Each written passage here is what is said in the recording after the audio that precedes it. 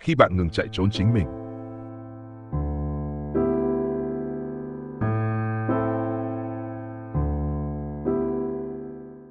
Có lẽ ai trong chúng ta cũng từng chạy trốn, không phải khỏi người khác mà khỏi chính bản thân mình. Chúng ta bận rộn đến mức không có thời gian nghĩ, không có thời gian cảm, không có thời gian đối diện. Bận đến mức tưởng mình đang sống có mục tiêu, trong khi thật ra chỉ đang trốn khỏi điều gì đó bên trong. Có người trốn bằng công việc, có người trốn trong những cuộc vui, những bữa tiệc, hay chiếc điện thoại luôn sáng màn hình. Có người trốn trong sự im lặng, đóng vai người mạnh mẽ để không ai nhận ra họ đang sợ hãi. Nhưng không ai có thể chạy mãi. Một ngày nào đó, khi mọi âm thanh xung quanh tắt đi, bạn sẽ nghe thấy tiếng mình, và tiếng đó thường rất thật, đôi khi đến mức khiến bạn rùng mình. Chạy trốn bản thân là căn bệnh phổ biến của người trưởng thành. Ta sợ sự cô đơn vì khi yên tĩnh, ta nghe thấy lòng mình trống. Ta sợ sự nhàn rỗi vì khi không làm gì, ta phải đối diện với những câu hỏi mà lâu nay ta cố lờ đi. Tôi thật sự là ai? Tôi đang sống vì điều gì? Tôi có hạnh phúc không? Hay chỉ đang bận đến mức không kịp đáo? Nhiều người sợ cảm xúc của chính họ hơn bất kỳ điều gì khác.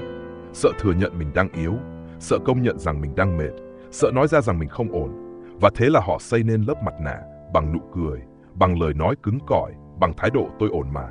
Nhưng phía sau lớp mặt nạ ấy, họ kiệt sức, vì giả vờ mãi cũng là một dạng tiêu hao.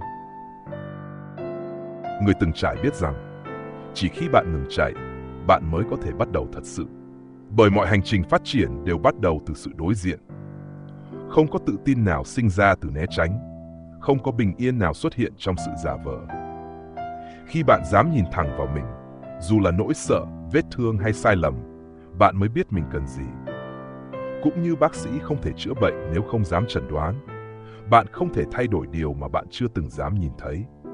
Đối diện không phải là dằn vặt, nó là bước đầu của hiểu biết, là khi bạn dám gọi tên cảm xúc thật của mình. Tôi đang sợ, tôi đang giận, tôi thấy cô đơn, thay vì nói tôi ổn. Vì chỉ khi chấp nhận, bạn mới có thể chữa lành. Nhiều người tưởng rằng họ đang mạnh mẽ, trong khi thật ra họ chỉ đang cố gắng quên đi. Nhưng quên không phải là cách vượt qua. Thời gian không chữa lành nếu bạn chỉ dùng nó để lẩn tránh. Vết thương tâm lý không mất đi, nó chỉ chuyển hóa thành giấc ngủ chập chờn, thành sự lạnh nhạt, thành cơn giận vô cớ. Chạy trốn khỏi nỗi đau chỉ khiến nó bám chặt hơn. Giống như bóng tối, bạn càng sợ, nó càng lớn. Chỉ khi bạn bật đèn lên, bạn mới thấy thật ra nó chẳng có gì đáng sợ. Ánh sáng ở đây là nhận thức, là khi bạn dừng lại, hít sâu và hỏi, tại sao tôi lại sợ điều này đến thế? Câu hỏi ấy là khởi đầu của tự do. Người ngừng chạy trốn không phải là người không còn khuyết điểm. Họ chỉ là người dám chấp nhận mình đang có khuyết điểm. Sự thật là, chấp nhận bản thân không có nghĩa là hài lòng với mọi thứ. Nó có nghĩa là bạn ngừng phủ nhận thực tế. Bạn không còn tốn năng lượng để giả vờ mình là ai khác.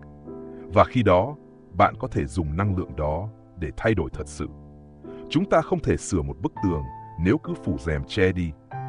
Không thể vá một vết thương nếu cứ dán băng keo lên mà không rửa sạch. Tự nhìn vào mình đôi khi đau đớn, nhưng đó là loại đau cần thiết. Như bác sĩ cắt bỏ phần hoại tử để giữ lại phần sống.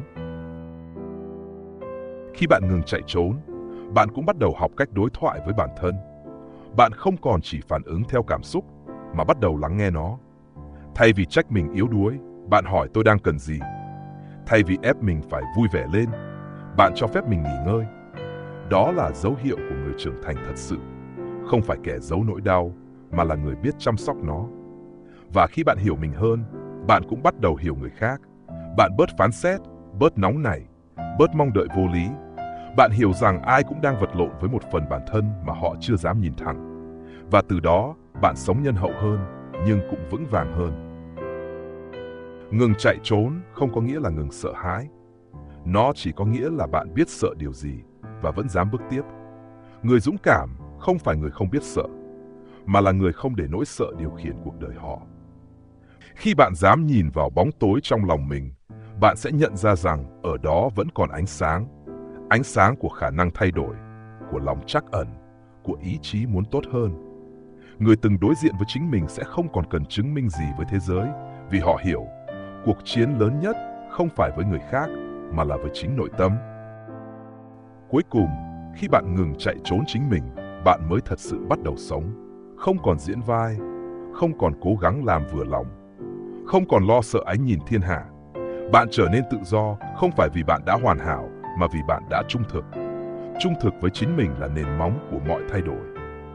Bạn có thể mất thời gian để đến được đó, có thể vấp, có thể quay lại điểm cũ, nhưng không sao cả. Mỗi lần bạn dừng lại và tự hỏi, tôi đang trốn khỏi điều gì, là một lần bạn tiến gần hơn đến bản ngã thật của mình. Và một ngày nào đó, khi không còn phải giả vờ, không còn phải chứng minh, bạn sẽ thấy mình không cần chạy nữa, vì chính con người thật của bạn đã đủ để bắt đầu một cuộc sống mới. Khi bạn ngừng chạy trốn chính mình là một lời nhắc. Trưởng thành không phải là không có nỗi sợ, mà là dám nhìn thẳng vào nó. Vì chỉ khi đối diện, bạn mới có thể chữa lành. Và chỉ khi bạn chấp nhận mình, bạn mới thật sự tự do.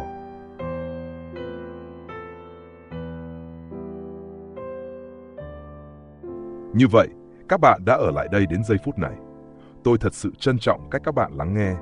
Nếu thấy những gì tôi chia sẻ là hữu ích, hãy nhấn thích video, đồng thời theo dõi kênh và bật nút chuông thông báo để không bỏ lỡ những phần tiếp theo.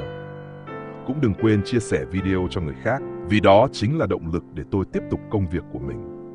Xin chân thành cảm ơn các bạn và hẹn gặp lại trong những video tiếp theo.